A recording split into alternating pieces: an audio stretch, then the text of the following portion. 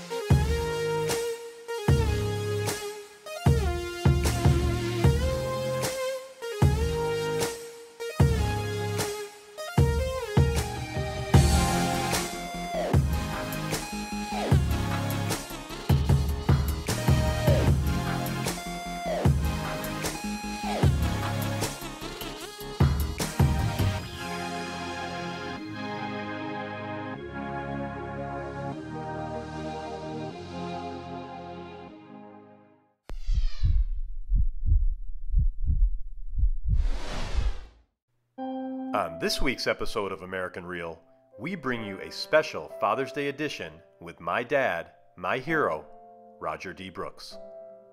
As the patriarch of our family, my father has lived out a lifelong legacy of kindness and goodness, touching countless lives over his 80 years.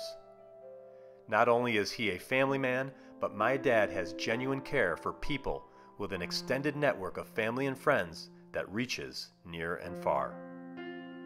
I have had the honor and privilege of watching and learning from him my entire life as he lives his own by being real, a role model of honesty, integrity, and wholeness. But my father's story doesn't end there. In fact, it's only the beginning. My father is an identical twin, but the twins were separated at birth, adopted and raised more than 1,000 miles apart. My father grew up in Miami. His twin brother Tony was raised in upstate New York. As fate would have it, at the age of 25, they would be reunited in a moment of mistaken identity. My dad provides specific details of their story in this episode, some he's never revealed before, about the experience and how it changed the course of his life. After their reunion, the twins were asked to go on countless talk shows and news programs, sharing their story with the world. Eventually, they were asked to be the subject of a book, The Twins Who Found Each Other, documenting the details of their life journey. In addition, they became the subjects of many scientific experiments regarding nature versus nurture, revealing the incredible power of our genetic makeup, no matter our environment. My father always says there's no stronger bond than having a twin. There's no stronger relationship than having an identical twin. He often asked his brother, and his brother often asked him, what would it have been like if they were raised together? They both agreed, saying, it's something we'll never know. That's it. It's something we'll never know. On August 16th, 2016, my father lost his brother to illness, his other half. On that day, he also lost a big piece of his heart. I've been holding back this episode for months, wanting to release it on Father's Day, because to me, the greatest gift I could give anyone is the gift of a person's voice in sharing their story.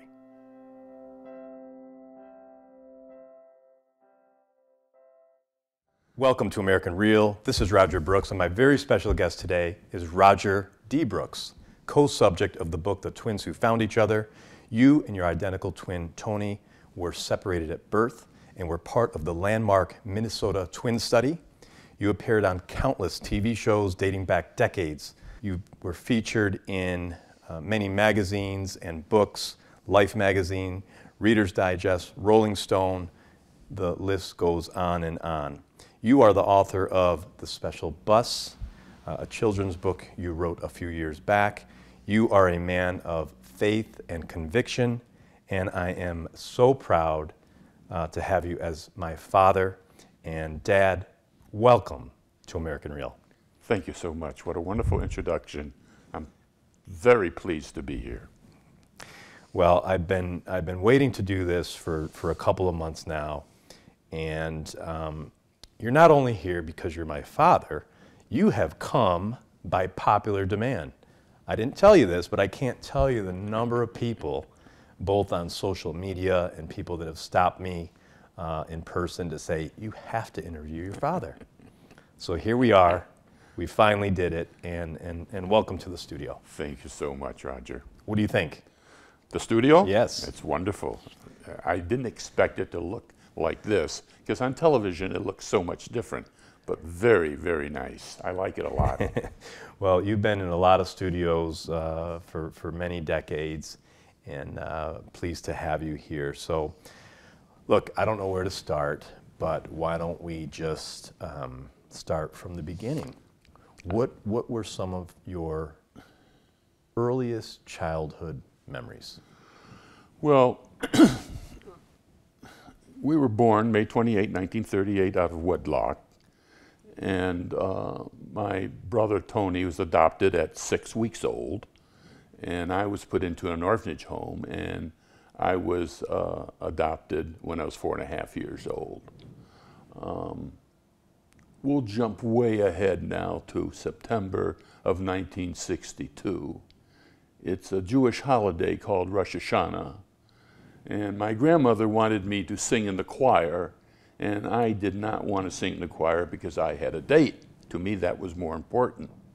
So what she does in her own sneaky way, she calls the rabbi. Now, the rabbi's son and I were the very best friends for well over 65 years. So she calls the rabbi, and she says, maybe if you talk to him, he'll sing in the choir.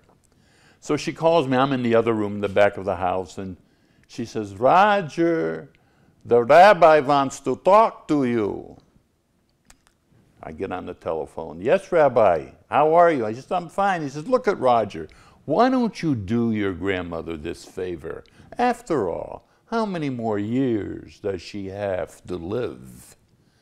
All right, I'll sing in the choir. The guilt trip, right? Yeah. So I sing in the choir. That night, after the services were over, Ray and his wife, Alva, the three of us, we decided to go and have some coffee. Being that I broke a date, I figured let's go on Dixie Highway, across from the University of Miami. There's got to be lots of girls there. After all, I just left her. So we went to a pancake house. And in this pancake house, while we were having our coffee, I noticed this busboy kept staring at me and staring at me. And I said, Ray, this busboy keeps looking at me. I don't understand it. And Ray says, don't worry about it, it's nothing. Finally, he starts to approach the table. I says, Ray, he's coming over here. He comes to the table and he looks down at me and he says, Tony Malassi? I says, no, I'm Roger Brooks. He says, you're not Tony Malassi? I says, no, I'm Roger Brooks. He says, my God, I just left Buffalo, New York. I work for this company called the Great Books of the Western World. And I worked for this guy that looks exactly like you. As a matter of fact, when you walked in, I heard your voice. Your voice is identical. The way you hold your cup of coffee, it's identical. Well, Ray and I looked at each other, and I knew I had a twin, but I didn't know where. I was in Miami, as far as I know. My twin brother could have been in Idaho, as far as I know. I says, look it, this busboy's name was Mark. I says, look, Mark, let me meet you in the morning. You're working now. I have a fantastic story to tell you. Maybe we've hit upon something. I met him the next day, and I made it a point not to tell him how old I was. I thought if I told him, at that time I was 24, I said, if I tell him I'm 24, he will say, Tony's 24. So I gave him some coins, and I says, go into the telephone booth. They had telephone booths in those days. I says, call the office and find out when this Tony Malassi was born. He comes out of the telephone booth and he says, May 28, 1938? And I shook my head. I said, that's when I was born.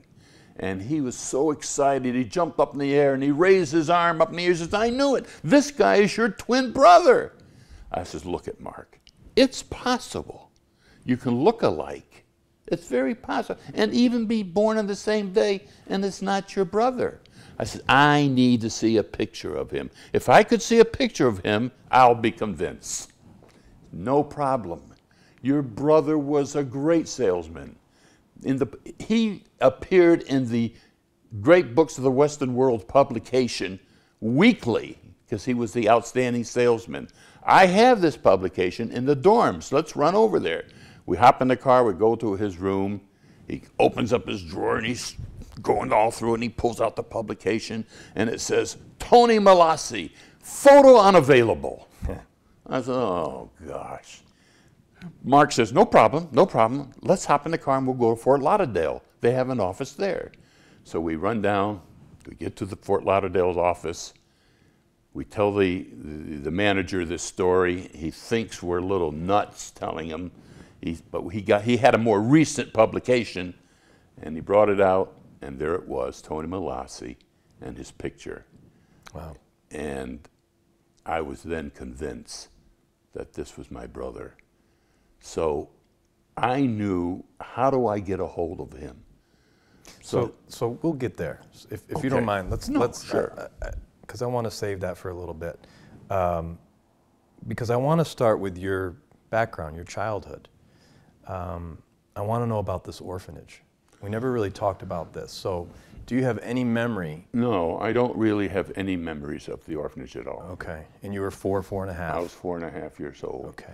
The biological father, Jules Brooks, his wife, Mildred Brooks, they lived in Syracuse, New York. And this orphanage home was in Utica, New York.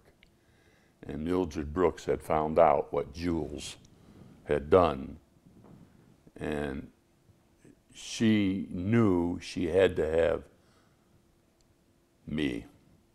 She said, I want that baby. I want because that your boy. Twin was adopted. Yeah, my twin, he was adopted at 6 weeks old. Right, right. Tell us about the fire. Not much you can tell about a fire because I was 6 weeks, a little bit over 6 weeks old. I was literally given up to a couple that, I don't know why, back in those days when it comes to adoption and giving up someone, it was easy. There was no paperwork, nothing. They just literally gave me to another couple. And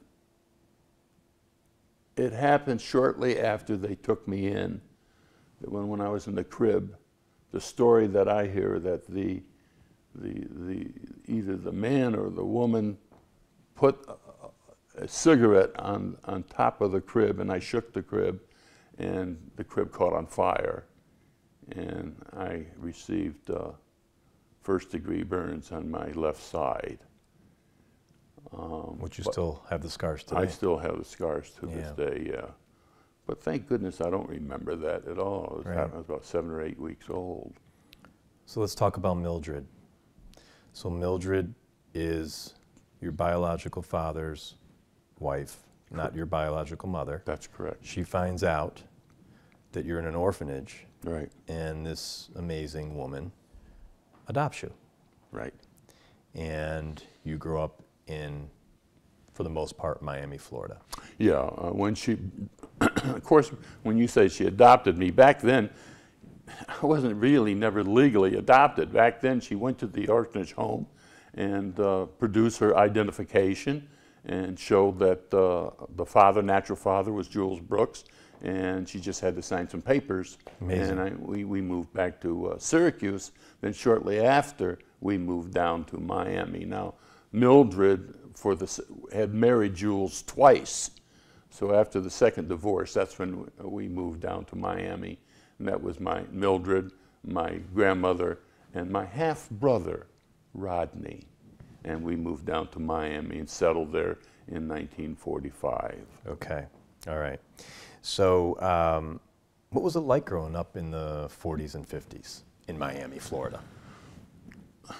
It was good. Like I had said in the beginning, my very best friend, Ray Scott, we were inseparable. We're always together. So we would always play baseball or go to the pool or go to the beach or go to a movie.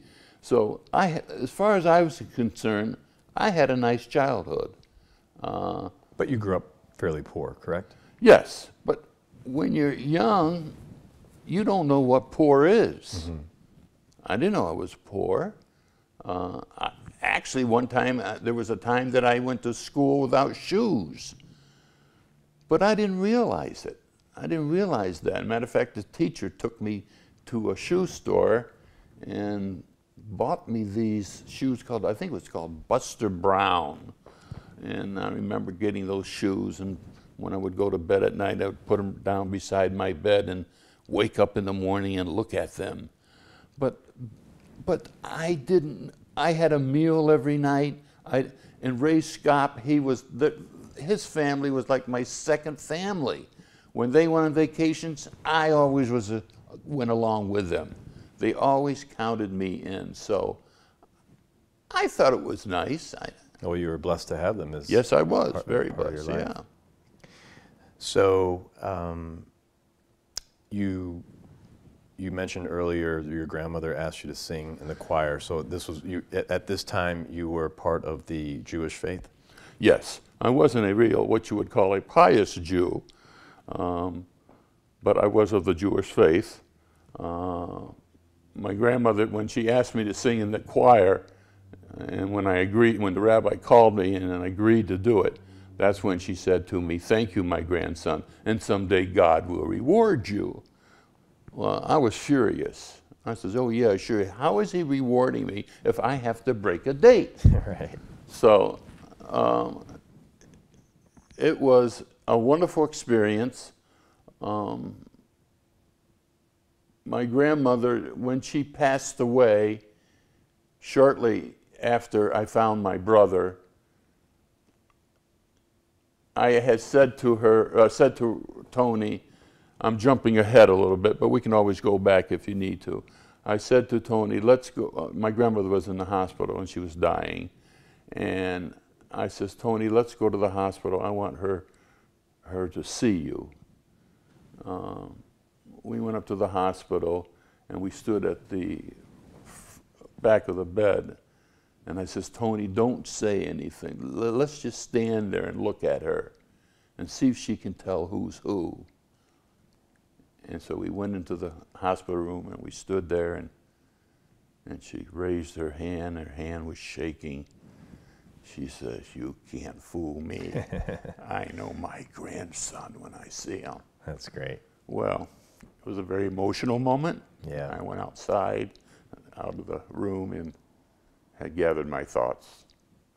So tell us about the special bus. Wow.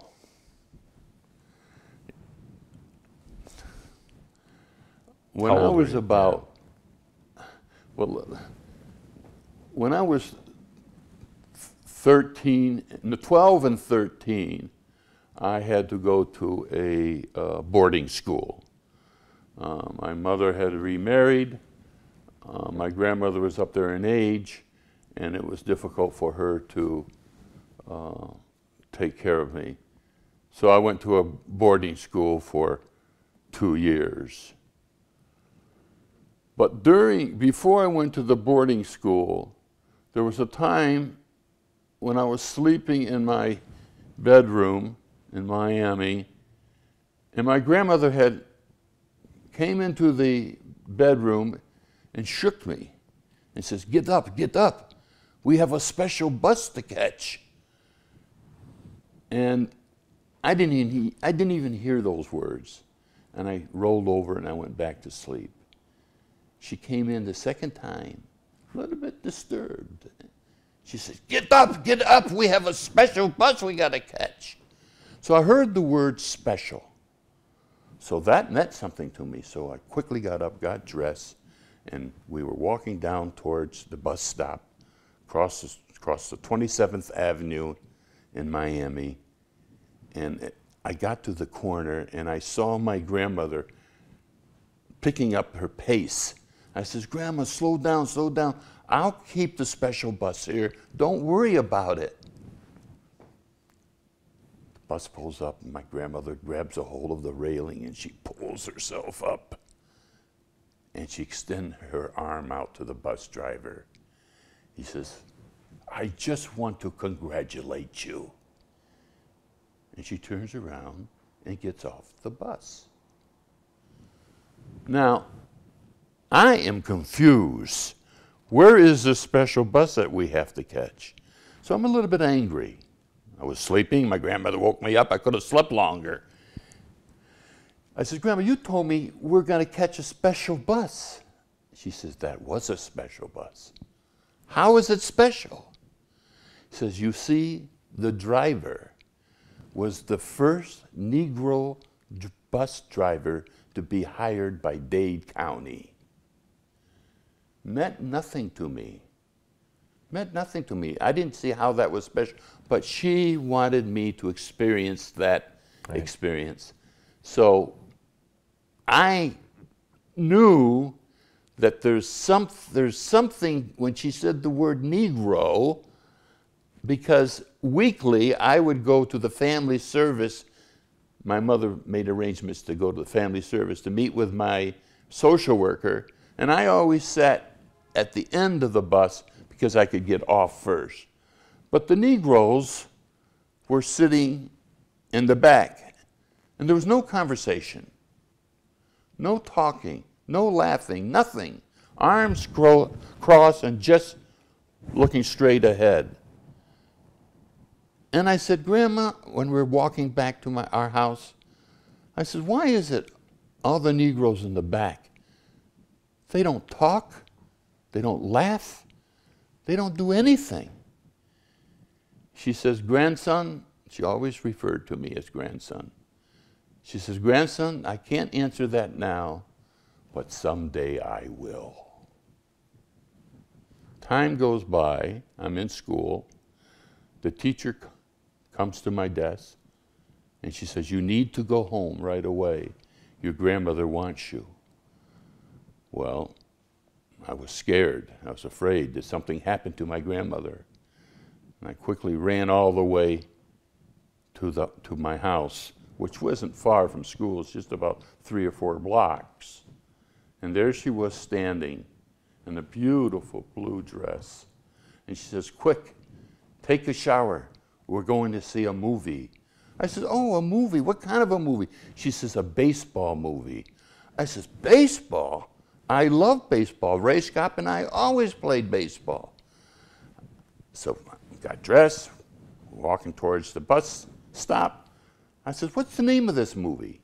She says, "It's the Jackie Robinson story." I had no idea who Jackie Robinson was. But we saw the movie, got out, walking towards the bus, getting ready to go home. She says, "Tell me, my grandson, what did you get out of this movie?" I said, "Oh boy," I felt bad for Jackie. His glove had a hole in it. And all the other boys, they had brand new gloves. She says, No, but what message was sent to you?" I said, "Oh boy, could he run fast. He could steal those bases, and he could hit home runs. He was good." Now she's getting a little upset. No, no, no, that's not what I want. What did you see in that movie? What happened?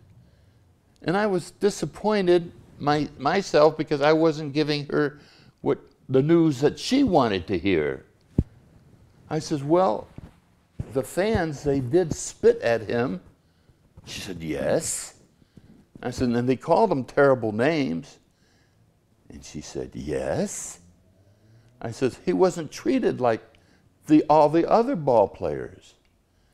She says, do you remember when you asked me, we were coming home from going to the special bus? Do you remember you asked me why all the passengers, all the Negroes in the back, they don't talk, they don't have any conversation, they don't laugh, and I told you someday I will tell you. I says, yeah, I remember that. She says, do you remember their faces? I says, yes, I do. She says, well, that's what Jackie Robinson was going through. And that's what those passengers were going through. Because they were persecuted. People would spit at them, call them names. And she says, I wanted you to remember this for the rest of your life. And to this day, every time I see a bus, I think of a special bus. So, what role did that play in your life as far as shaping your character?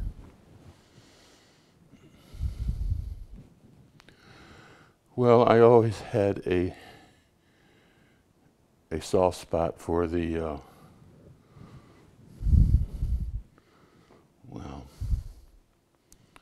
I'm trying to think. My grandmother had set so many examples for me.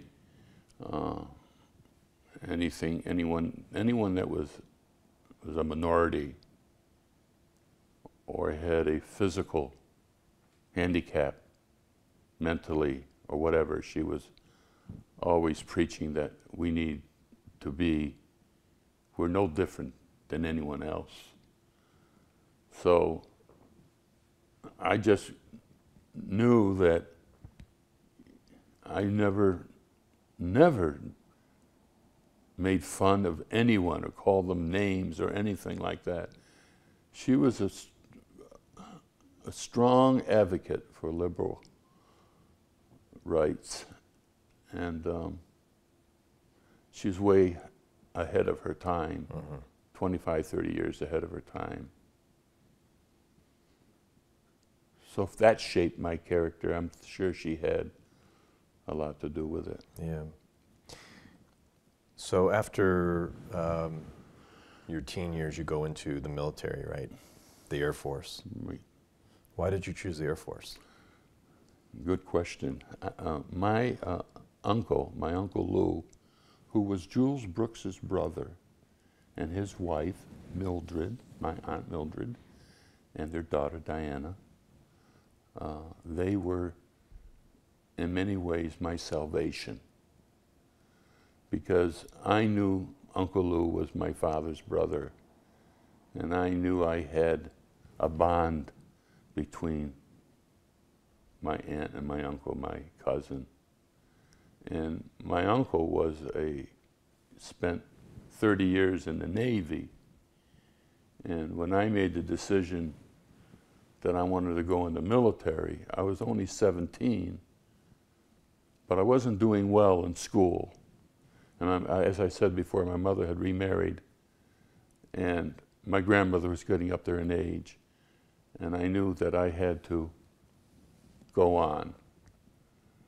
So a friend of mine, the two of us decided to join the Air Force.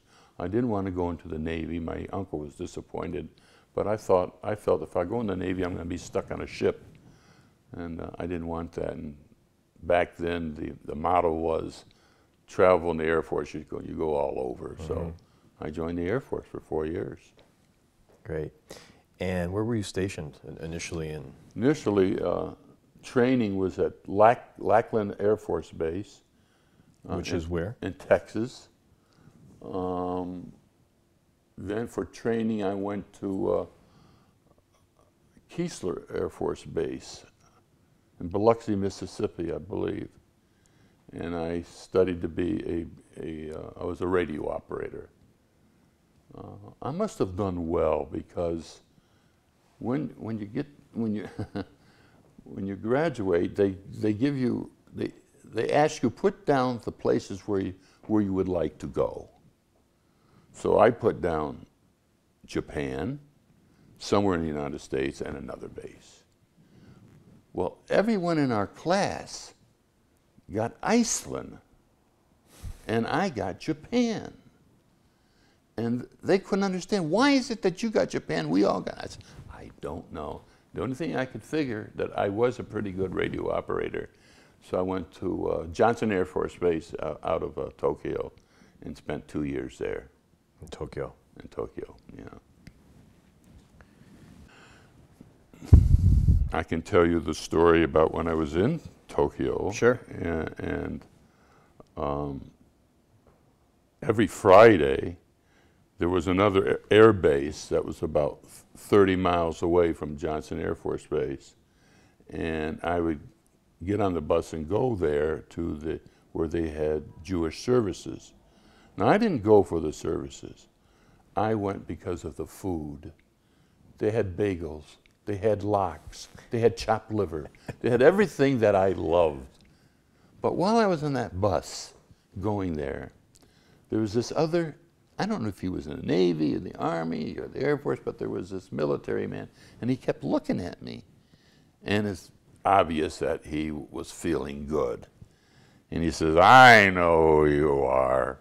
I've seen you playing basketball for CYO in Binghamton, New York. I said, not me. I said, I'm from Miami, Florida. Don't tell me. I know someone looks exactly like you. And he played for St. Mary's, the CYO in Binghamton, New York. Well, I knew I had a twin. I found out after when I was 15, and I knew I had a twin. I said, maybe this guy knows who my twin brother is. So I wrote a letter and enclosed a picture of myself and explaining a little bit about my life, how I was separated at birth. And I sent the letter to the Assumption of St. Mary's. And about weeks later, I get a brown envelope with a letter in it and some rosary beads. And the letter says, I'm sorry, we can't help, in so many words. I'm sorry, we can't help you, but we know nothing of this Tony Malassi. But enclosed are some rosary beads, and if you pray on the rosary beads, you will find your twin brother. I said, rosary beads? I mean, I just got back that night from having bagels and lox and chopped liver, and they want me to pray on this rosary. And I remember getting the rosary beads. I knew nothing about rosary beads, and I remember flinging them, throwing them, upset. So I went to the chaplain the next day, and Rabbi Schwartz, and I explained what had happened. He says, look at Roger. You're in Japan. If this man is your brother, there's nothing you can do about it now. Wait till you get out of the service and do a follow-up. And that's what I did. I did a follow-up. Interesting. So you told us the story of how you met, but take us back to the first day you met. And look, twins have a special relationship anyway. Right, right. Being separated and then finally connecting after 25 years, what was that moment like? It was great. It was January 10th, 1963. I was expecting Tony to arrive at the Miami International Airport, and I was going to meet him there. So I had to make an impression on him. After all, he's from New York. Now, when you say Binghamton, New York, I think of New York. So I want to make an impression on him.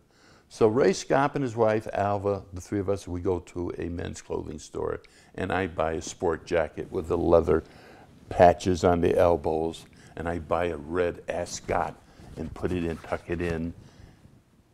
And I went to the airport and bought a New York Times and put it under my arm.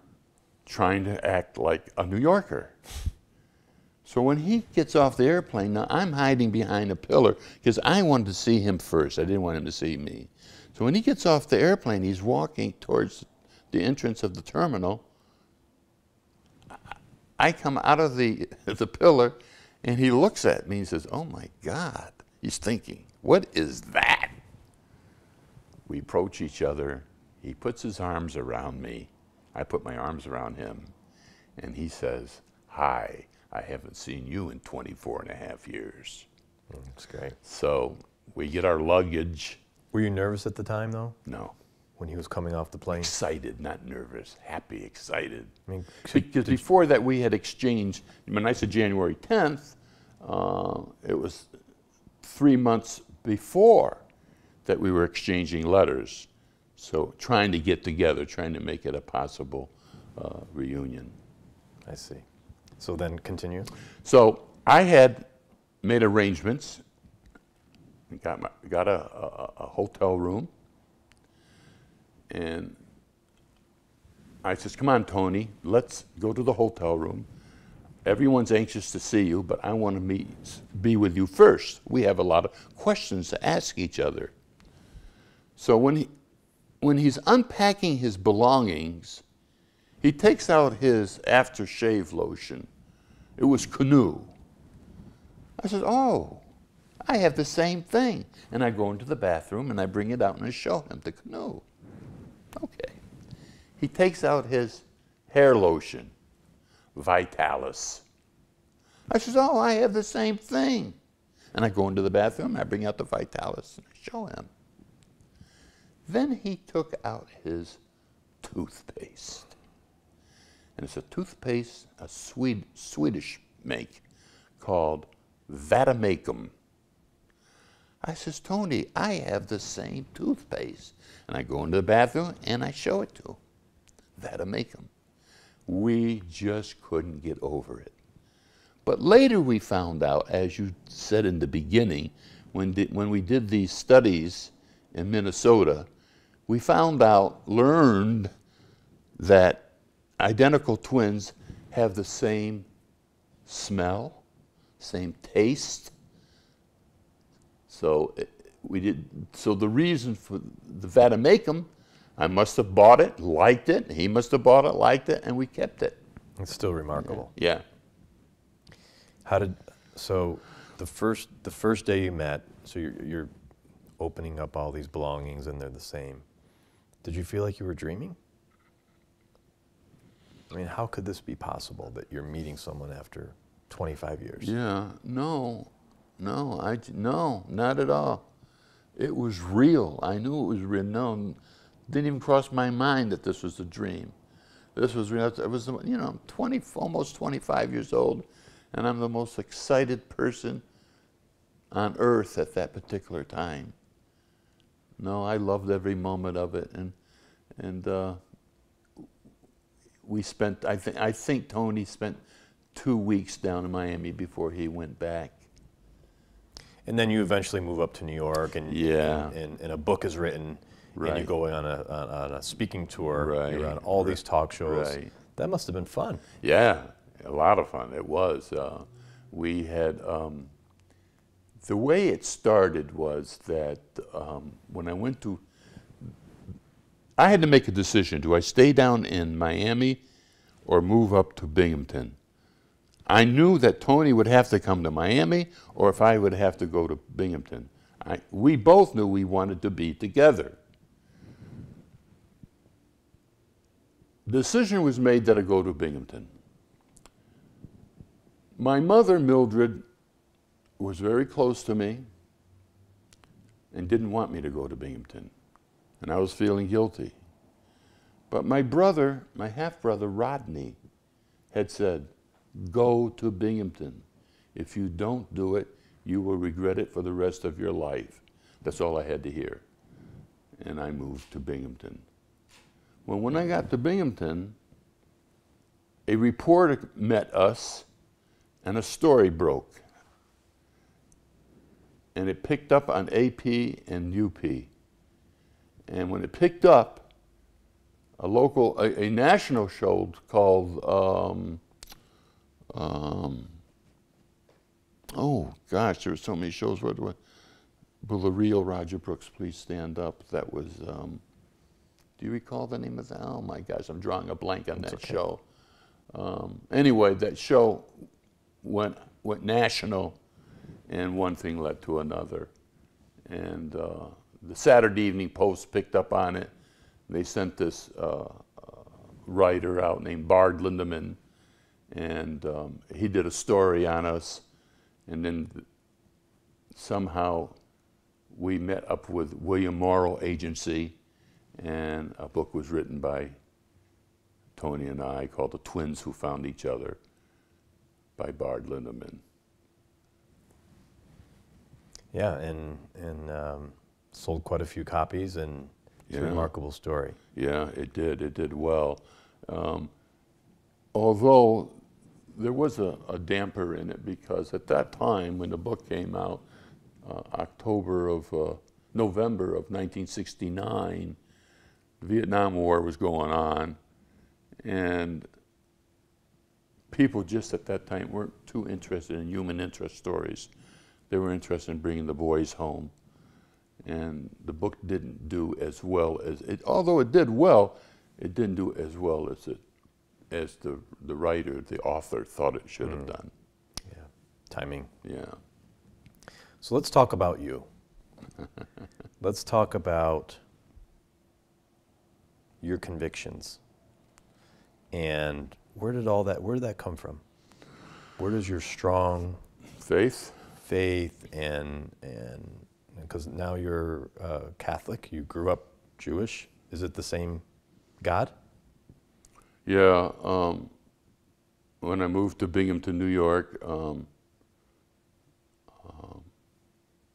Tony, my brother, introduced me to his cousin, adopted cousin, Nancy Malassi. And we fell in love, and we've been married for 52 years now. But before we got married, Nancy asked me if I would have a problem converting. And I had said in the beginning of this show that I wasn't a pious Jew, and I didn't have a problem converting. So we got married February 27th and been together for 52 years and had 2 beautiful children. Oh, I'm sure.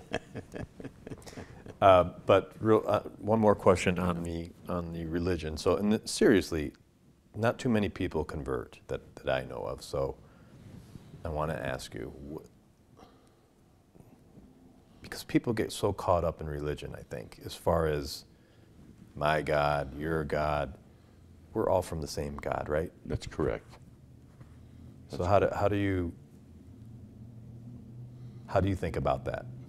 Well, you just got done saying it. We all believe in the same God.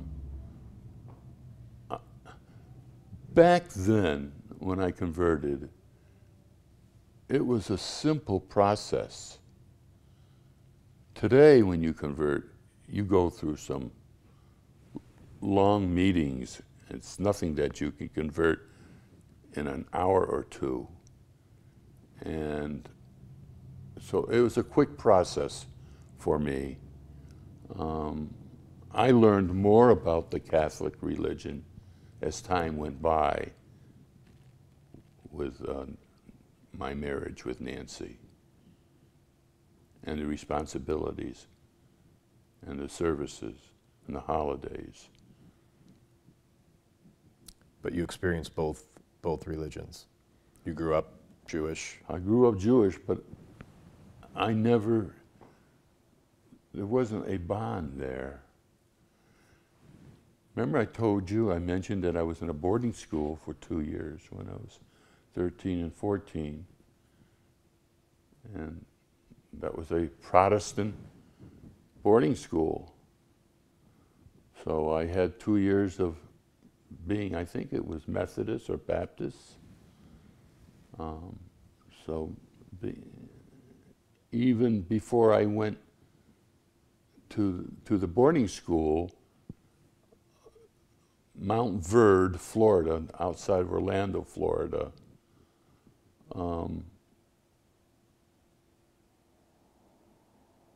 it was, the first year was hard. I didn't want to leave Miami. Second year, I liked it. I didn't want to leave. And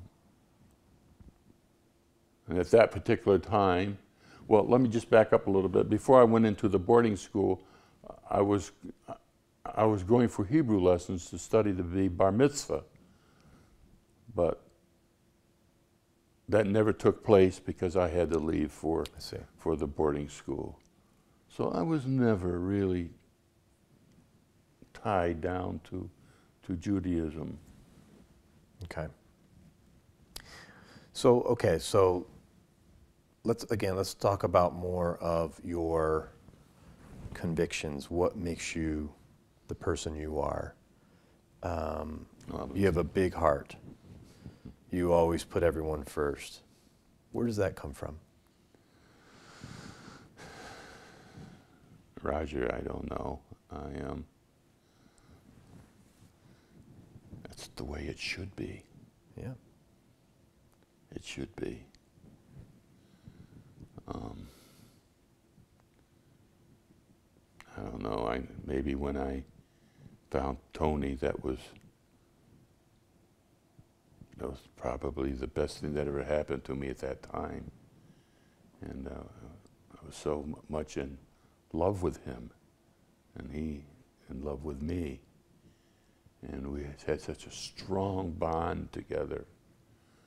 Although there were things that we disagreed upon, we never argued once, never had a verbal fight, never. So it was a strong bond. They say there's no stronger bond than being a twin, than being an identical twin. And that is true.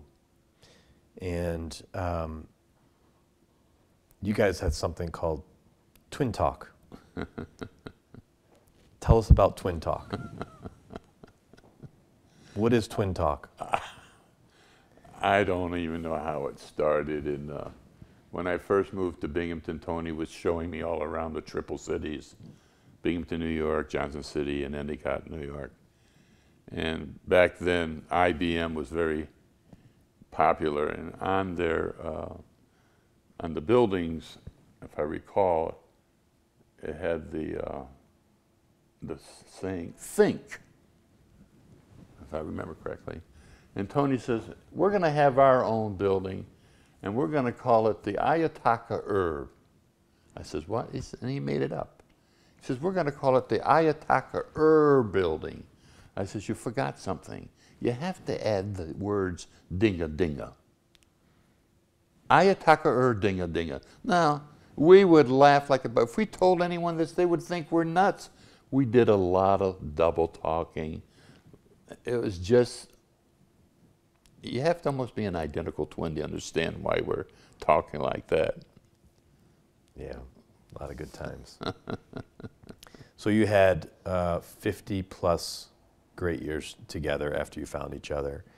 And my Uncle Tony, your brother, passed last year. Yes. And we haven't really talked too much about it.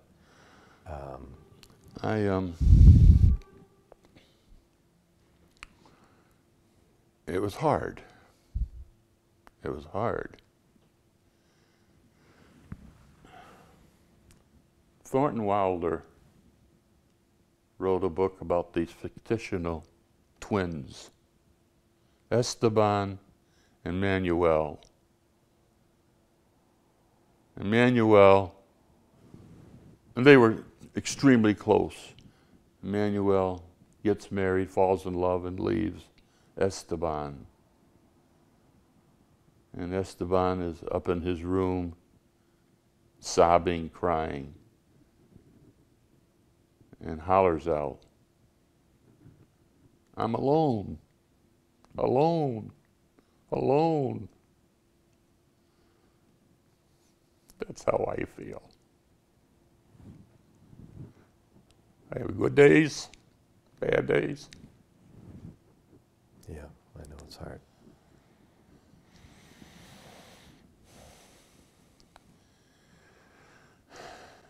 You know, when people that you love pass away and you have time to reflect, just like when my grandmother passed away and I was lying in bed and I realized that she had said, and someday God will reward you. Well, God rewarded me that night when I discovered about Tony. And so I reflect a lot about Tony. So many wonderful, beautiful memories. Can't take them away. Right. You think about him a lot? Every day. Every day. Every day. Does it make you think about your own death? Do you reflect on that? I've always said, and I've told friends of mine that I say it now, I don't know how it's going to happen when I'm getting ready to take my last breath, but I sometimes, it's going to sound weird, but Tony and I talked about this, we would welcome our death because we knew there was something higher than being on this planet. So you ask me, do I fear death? Not at all. Not at all. What do you think is higher? What comes next? I don't know, Roger. There's something there. I don't believe in coincidences. It wasn't a coincidence that my grandmother wanted me to sing in the choir that night, and I had to break a date, and that led me to the pancake house, led me to the busboy, and he saw something, I followed up on it, I followed up. That was not a coincidence. It was meant to be. And I'm a strong believer in that. Yeah. Things happen for a reason. It's meant to be. Okay, let's shift gears a little bit and talk about one of your favorite subjects. And that is... baseball. we certainly could talk baseball. I want to talk about, because you're doing so well on your new lifestyle, I'm not going to call it a diet, your new lifestyle. You've had a lot of success and a lot of struggle throughout your life, but I think it's an important topic, and I think you can share some good information that you've learned over the years, and you're on a good track right now. Yeah. So, Good question. let's talk about that. Good question. I've always, after 40 years, I started putting on weight after 40 years. So, and so did Tony. And we've been on every imaginable diet that you can think of. But when you say you started to put on weight, why? Did your lifestyle change dramatically? Was it your body changing? Was it both? I think. Do you like food? Well, remember when I moved to Tony's home, Pauline and Joseph Malassi, and could they cook? Italians. Could they? Oh my gosh, they could cook. She had magic in those fingers of hers.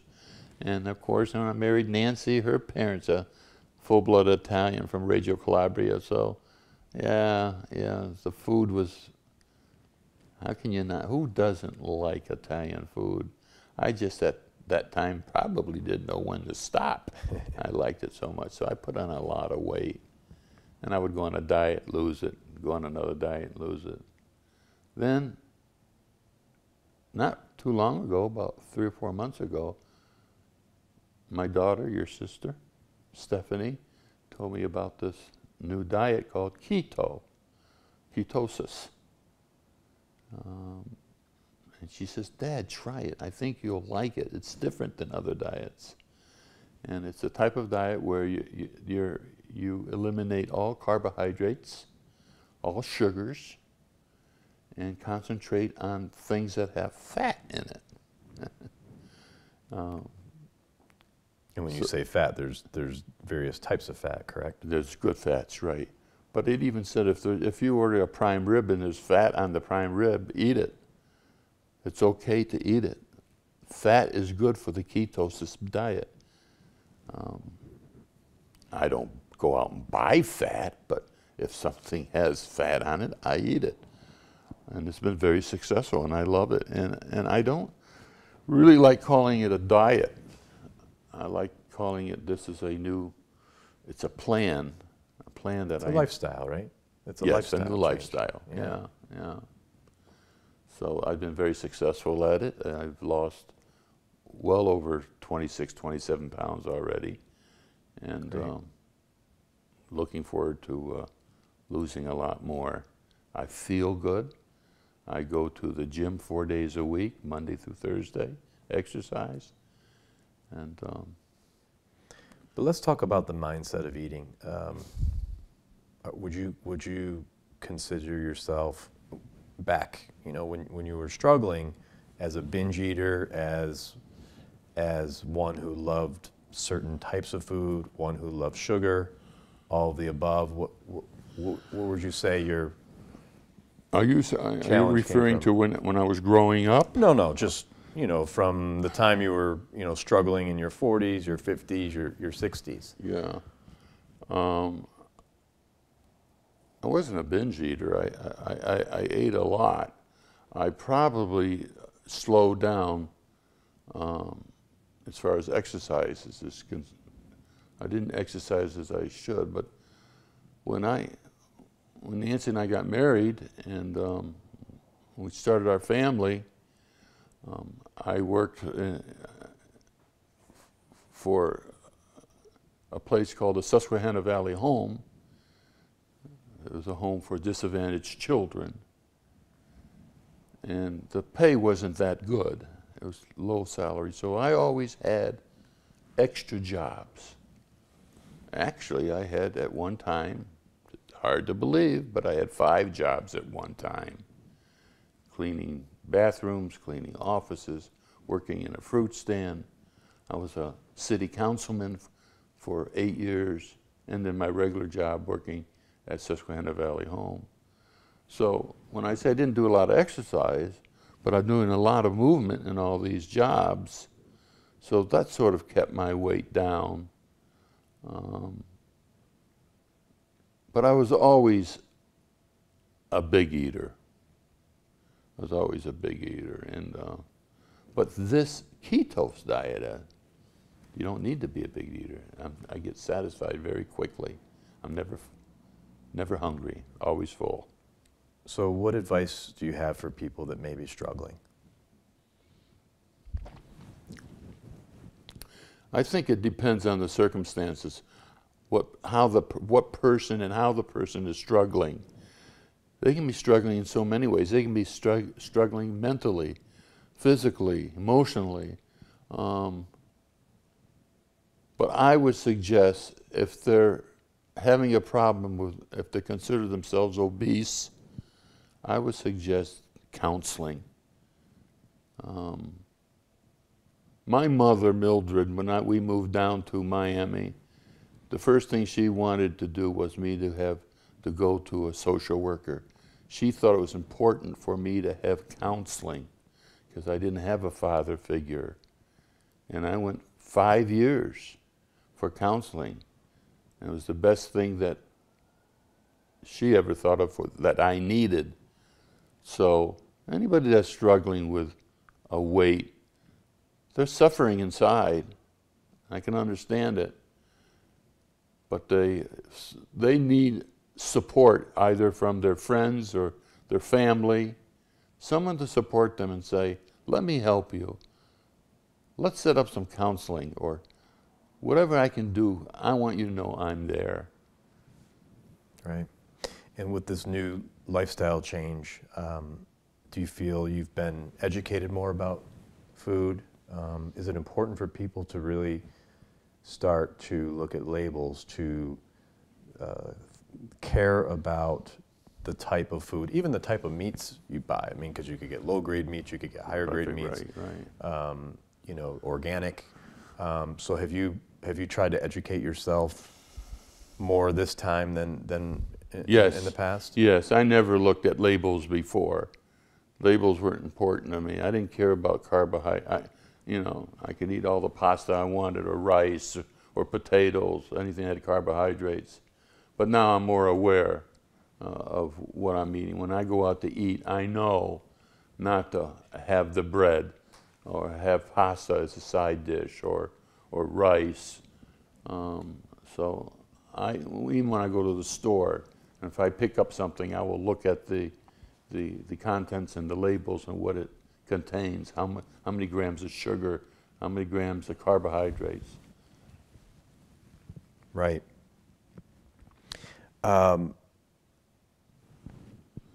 You mentioned the Susquehanna Valley home, and I remember that place as a child, and actually remember having you bring some of the kids over to our house and interacting with them. Right.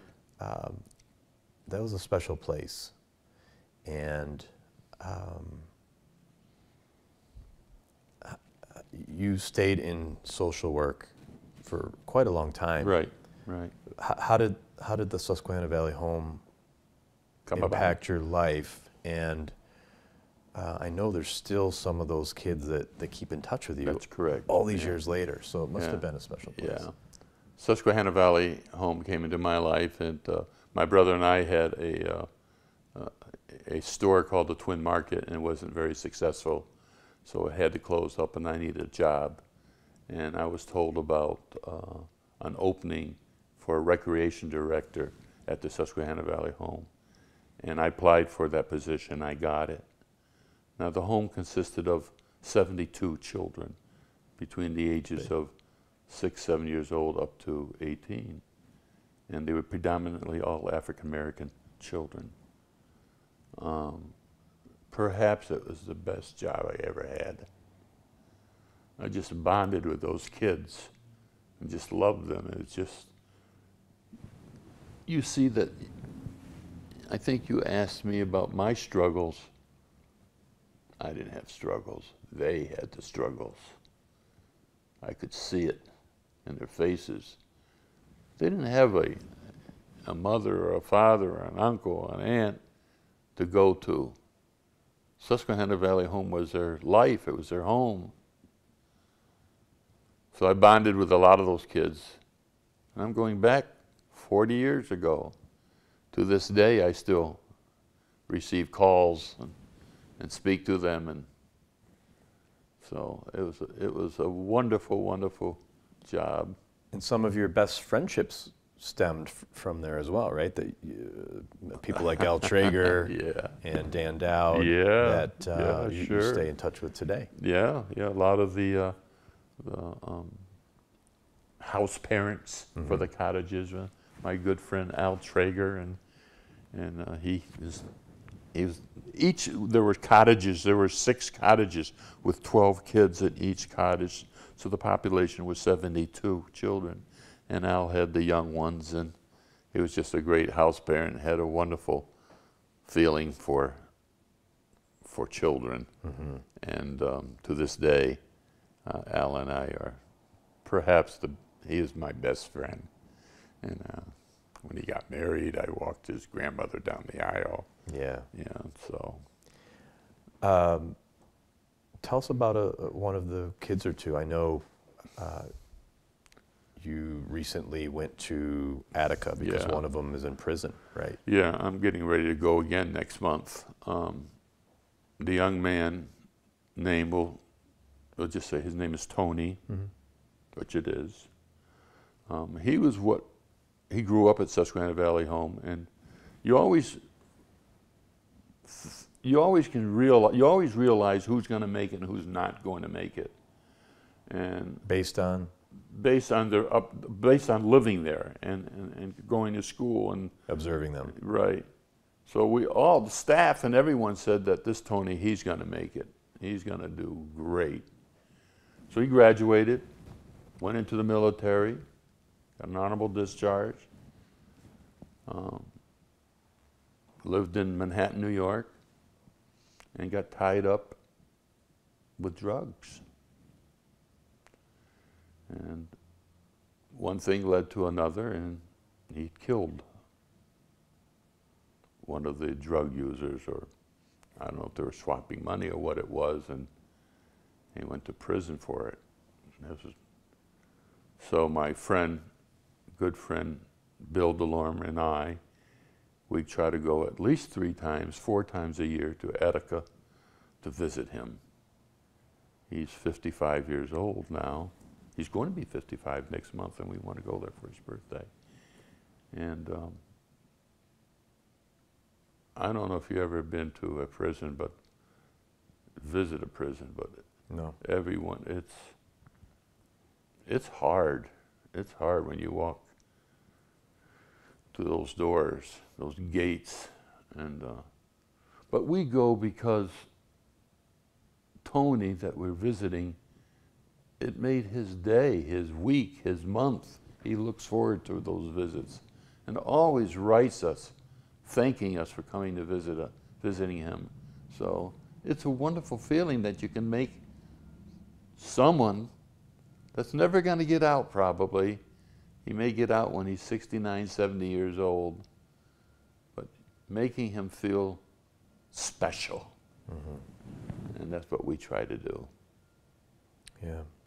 Anyone else come to mind that keeps in touch with you? Yeah, I have the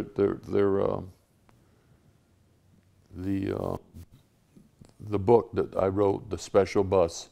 At the end, there's a picture of me and one of the kids that grew up there. He's a young man now today. His name is Eric, and he has a twin sister, Erica. And they have a sister named Stephanie, and Stephanie calls me every so often, maybe 3 or 4 times a year.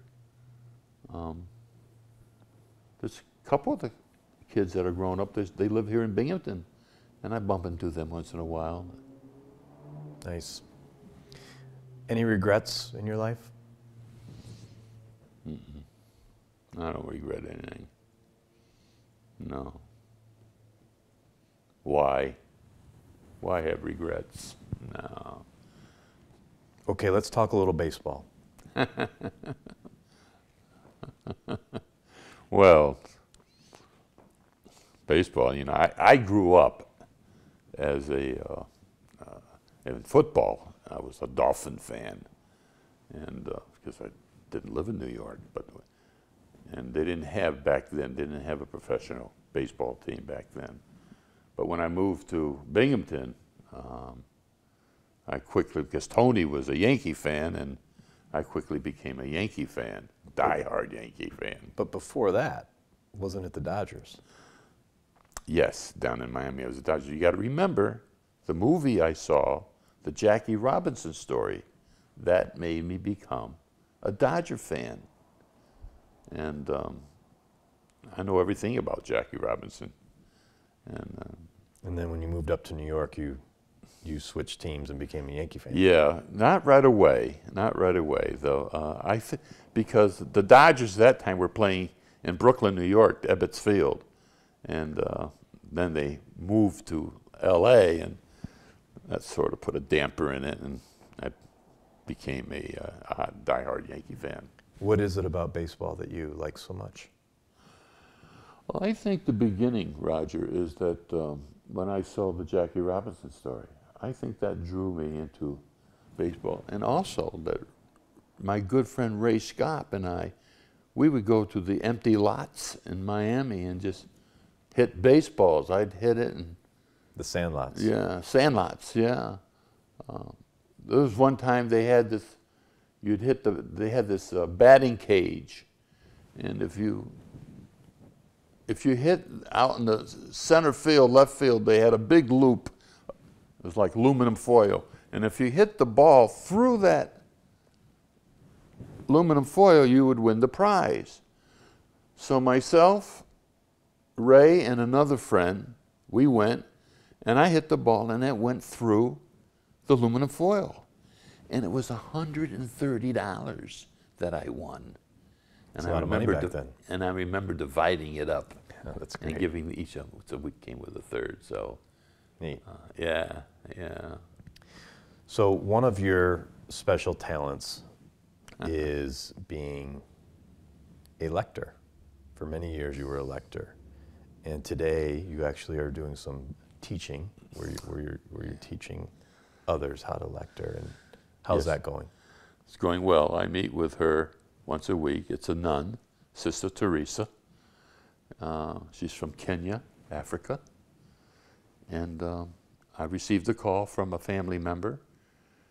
Would I be willing to come to the church and work with her English? And I said, I'll be glad to do it. So I meet with her every Thursday, and we practice her reading.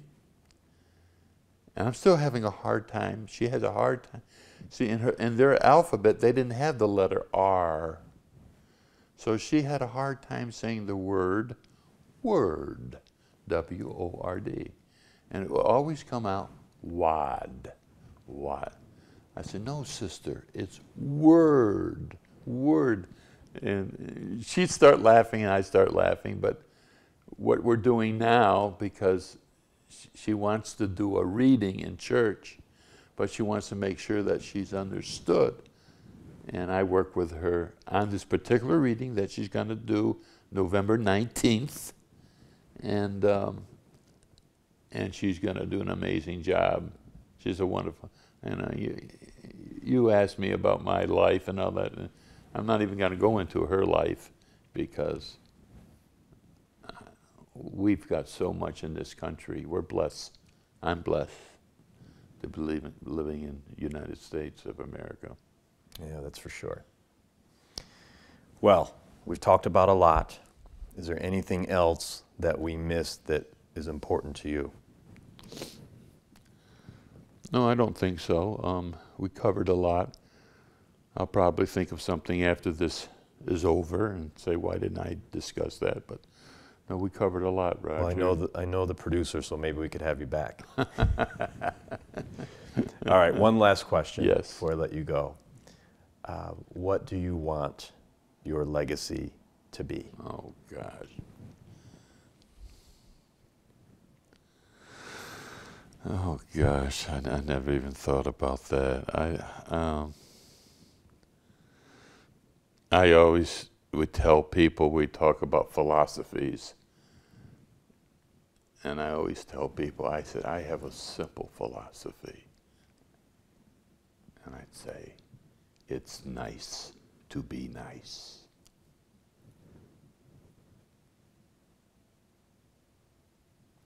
So you'll leave it there.